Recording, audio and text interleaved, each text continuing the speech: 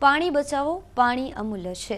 આમ તો આવા સૂત્રો ઠેર ઠેર જોવા મળે છે, પણ તેનો અમલ થતો નથી। ત્યારે હવે પાણીના વ્યયને અટકાવવા અમદાવાદના પ્લમ્બર્સ એસોસિએશને પાણી બચાવવાનું અભિયાન હાથ ધર્યું છે। હવે પ્લમ્બરો શીખવી રહ્યા છે પાણી બચાવવાના ફંડા।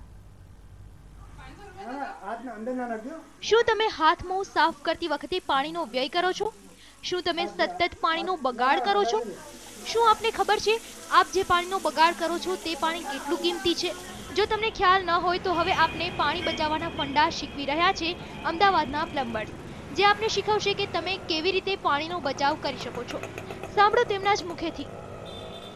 કે હાર્ડવેરની દુકાનની અંદર કોઈ બી ઈસમપુર એરિયામાં હોય કે આંબાવાડી એરિયામાં હોય કે સાબરમતી એરિયામાં હોય કે પ્લમ્બરમાં જઈને અહીંયા એડ્રેસ લખાવો કે ઓલ ગુજરાત પ્લમ્બરમાં ના મળે તો કોઈ બી પ્લમ્બરને બોલાવી અને લીકેજ બંધ કરાવો, જેથી પાણીનો બગાડ ના થાય। અત્યારે સૌરાષ્ટ્રની અંદર પાણીની એટલી તંગી છે કે મકાન માણસને બનાવવું હોય તો વાડીઓમાં ગમે ત્યાં ટેન્કરો મંગાન પાણી મકાન બનાવે। પાણી એટલી વસ્તુ કિંમતી છે। હવે જોઈએ કે કેવી રીતે આપણે પાણી બચાવી શકીએ।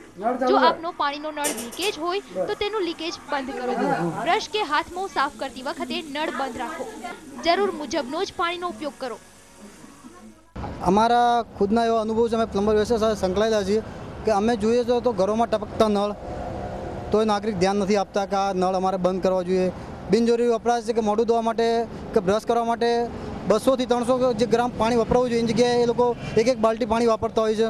કપડાં ધોતી વખતે ચાલુ નળ રાખીને પાણી જવા દેતા હોય છે। અમુક જે બિલ્ડિંગોની અંદર હાઉસ કોલોનીની અંદર પાણીના નળની પાઇપો લીકેજ હોય તો રિપેર નથી કરાવતા હોતા।